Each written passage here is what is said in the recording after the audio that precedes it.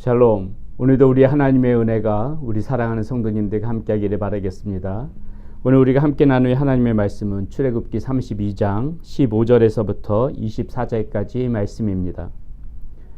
모세가 돌이켜 산에서 내려오는데 두 증거판이 그의 손에 있고 그 판의 양면 이쪽 저쪽에 글자가 있으니 그 판은 하나님이 만드신 것이요 글자는 하나님이 쓰셔서 판에 새기신 것이더라. 여호수아가 백성들의 요란한 소리를 듣고 모세에게 말하되 진중에서 싸우는 소리가 나나이다. 모세가 이르되 이는 승전가도 아니요 피하여 부르짖는 소리도 아니라 내가 듣기에는 노래하는 소리로다 하고 진에 가까이 이르러 그 송아지와 그 춤추는 것들을 보고 크게 노하여 손에서 그 판들을 산 아래로 던져 깨트리니라. 모세가 그들이 만든 송아지를 가져다가 불살라 부수어 가루를 만들어 물에 뿌려 이스라엘 자손에게 마시게 하니라. 모세가 아론에게 이르되 이 백성이 당신에게 어떻게 하였기에 당신이 그들을 큰 죄에 빠지게 하였느냐. 아론이 이르되 내 주여 노하지 마소서. 이 백성의 악함을 당신이 아나이다. 그들이 내게 말하기를 우리를 위하여 우리를 인도할 신을 만들라. 이 모세 곧 우리를 애굽 땅에서 인도하여 낸 사람은 어찌 되었는지 알 수 없노라 하기에 내가 그들에게 이르기를 금이 있는 자는 빼내라 한즉 그들이 그것을 내게로 가져왔기로 내가 불에 던졌더니 이 송아지가 나왔나이다. 아멘. 우리는 어제 말씀 가운데에서 이 이스라엘 백성들이 모세가 내려오는 것을 기다리지 못하고 그 황금 송아지를 자신들의 금 귀고리로 만들어서 그 우상을 숭배하고 경배했던 모습들을 우리가 지켜보았습니다. 자, 오늘 말씀 가운데에 이제 모세가 그 하나님께서 이 백성들이 그러한 죄를 저지르고 있다는 소리 듣고 산에서부터 내려오게 되어지는데요. 오늘 우리가 말씀 가운데서 좀 주목해 보고 싶은 것이 이 모세와 아론의 대화입니다. 자, 아론은 틀림없이 이 백성들을 데리고 범죄한 그러한 사람 가운데 하나였죠. 죄를 졌습니다. 자, 백성의 그러한 제사장으로서 지도자로서 모세가 산에 올라가면서 아론에게 이 백성들을 잘 돌볼 것을 그렇게 부탁받았음에도 불구하고 이 아론은 이 백성들을 이스라엘 백성들을 데리고 죄의 한복판에 있었던 것이죠. 자, 그 가운데서 지금 모세와 아론이 대화를 나누고 있는데 우리가 이 아론의 모습을 보면서 죄를 지었을 적에 우리가 반드시 생각해야 될 것이 무엇인지, 죄를 짓고서도 우리가 이렇게 방심하고 우리가 죄를 짓고서도 우리가 착각하고 있는 것들은 어떤 것들이 있는지 그것에 대해서 우리가 좀 한번 생각해 보고자 합니다. 자, 먼저 우리가 이 죄를 지었을 적에 반드시 생각해야 될 것은요, 그 죄에 대한 심각성을 우리는 반드시 직시해야 된다는 것입니다. 자, 오늘 말씀 가운데서 보게 되면 19절에 이렇게 나옵니다. 진에 가까이 이르러 그 송아지와 그 춤추는 것들을 보고 크게 노하여 손에서 그 판들을 산 아래로 던져 깨트리니라. 자, 모세가 산에서 내려올 때 그 두 손에는 하나님께서 주신 말씀 10계명이 들려져 있었지요. 자, 그런데 어떻습니까? 산 위에서 보니까는 이 백성들이 그 우상 앞에서 춤추고 노래하는 것을 보고 그 모세가 손에 들고 있던 그 10계명을 산에서부터 던져 깨트리고 있습니다. 자, 이것은 무엇입니까? 모세가 분노해서 그 10계명을 깨트렸다기보다는 이 백성들이 죄를 짓는 것을 보고 이 말씀이 깨트렸다는 것은 하나님의 말씀, 하나님의 언약이 파기되어졌다, 깨어졌다는 그런 의미로 봐야 되는 것이죠. 자, 사랑하는 여러분, 우리가 생각해야 될 것이 이것이라는 것입니다. 우리가 죄를 지었을 적에 그 죄는 하나님과 우리 사이의 관계를 깨트려 버리는 것이에요.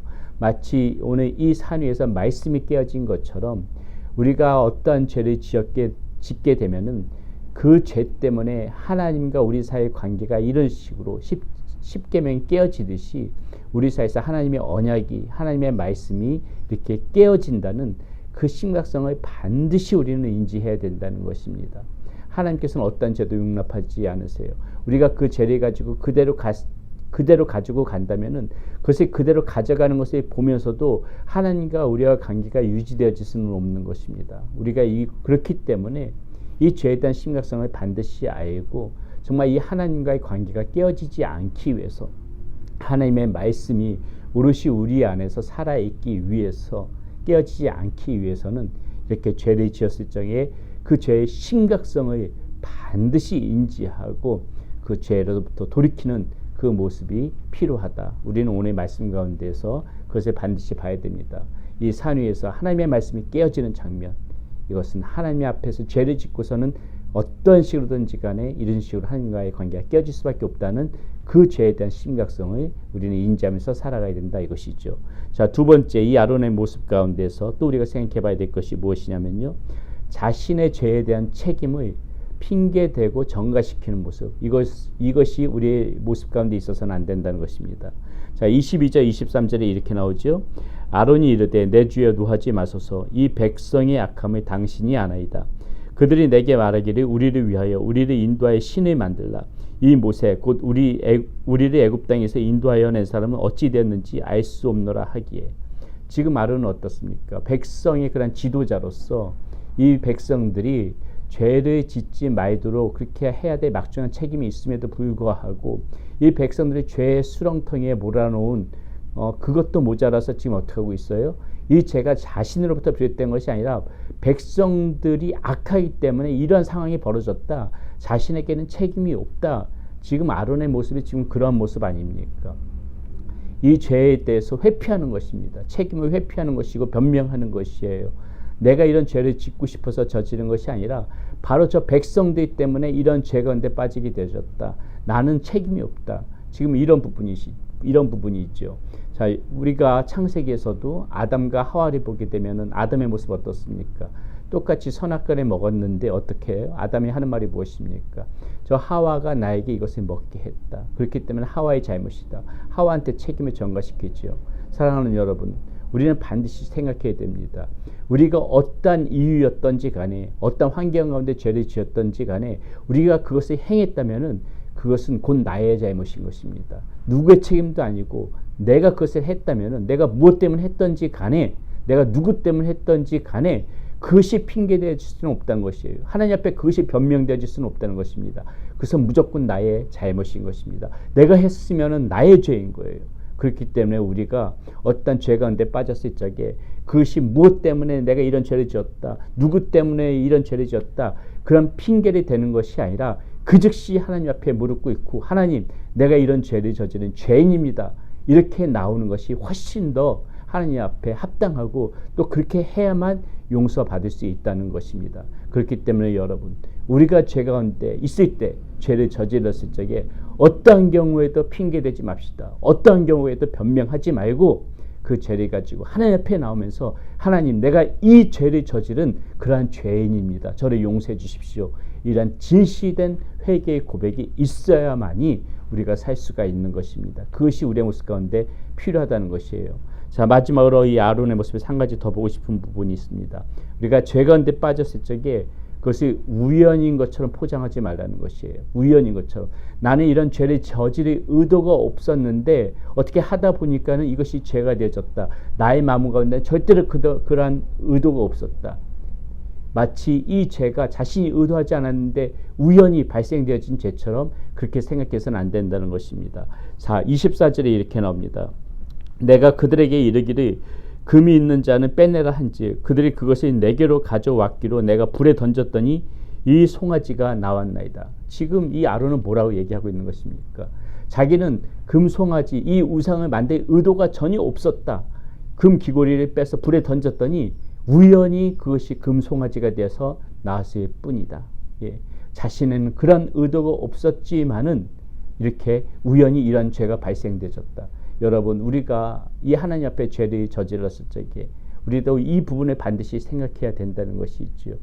자신이 하나님 앞에 솔직하게 나오지 못하고 의도하지 않았지만 마치 이것이 정말 우연스럽게 죄가 된 것처럼 그런 식으로 핑계대고 변명해서는 안 된다는 것입니다. 정말 우리의 마음 가운데 조그만 의도도 없었는지, 정말 하나님 앞에서 그런 마음을 탐했던 것이 하나도 없었는지 진실된 모습으로 보고 절대적으로 하나님 앞에 마치 이것이 나는 죄를 지을 마음이 없었는데 우연히 죄가 되어진 것처럼 그런 식으로 포장해서 나와서는 안 된다는 것이 있죠. 오늘 이 아론이 얼마나 거짓말을 시키고 있는지, 자, 이 말씀 가운데 보면은요, 자, 32장 4절 말씀에 보게 되게 되면은 이런 말씀이 나오죠. 우리가 한번 나눴던 말씀인데, 자, 아론이 어떻게 했는지 보세요. 아론이 그들의 손에서 금고리를 받아 부어서 조각칼로 새겨 송아지 형상을 만드니 그들이 말하되 이스라엘아, 이는 너희의 애굽 땅에서 인도하여 낸 너의 신이로다 하는지라. 지금 아론이 어떻게 했습니까? 금 귀고리를 받아서 부어서요 조각칼로 새겨가지고 송아지 형상을 자신이 직접 만들었어요. 그리고 이것이 애굽 땅에서 인도하여 낸 너의 신이다. 이렇게까지 아론이 했으면서도 불구하고 새빨간 거짓말 아닙니까? 마치 불에다 얹었더니 우연히 이것이 황금 송아지처럼 나온 것처럼 이렇게 지금 아론이 포장해서 얘기하고 있지 않습니까? 자신이 직접 그 조각칼로 새겼으면서도 불구하고 말이죠. 여러분, 우리가 하나님 앞에 죄를 졌다면은 어떠한 이유도 돼서는 안 됩니다. 핑계를 대서도 안 되고 마치 그것이 우연히 벌어진 일처럼 생각해서도 안 되는 것입니다. 죄를 지었다면은 부끄럽고 힘들지만은 그래도 하나님 앞에 진실되게 하나님 앞에 정직하게 나가는 그러한 모습이 필요합니다. 여러분, 우리 다윗이 그 바세바를 범하였을 적에 하나님 앞에 그 회개했던 그 모습을 반드시 기억해야 돼요. 하나님 앞에 통렬하게 자신의 있는 모습 그대로를 다 하나님 앞에 내려놓고 내가 죄인입니다. 다시 한번 하나님 앞에 부르짖으면서 나를 용서해 줄 것을 그렇게 구하는 그런 다윗의 모습. 성령을 거두지 마시고 내용을 다시 한번 정직하게 해주십시오. 내가 죄인입니다.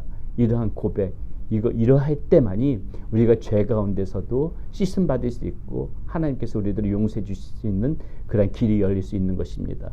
오늘 우리가 이 말씀 가운데서 다시 한번 우리 한번 잘 생각해 볼 거, 죄를 지었을 적에 우리는 어떠한 태도를 가져야 하는가, 그것에 대해서 오늘 이 아론의 모습을 보면서 다시 한번 생각해 보는 우리 사랑하는 성도님들이 되시기를 바라겠습니다. 기도하겠습니다.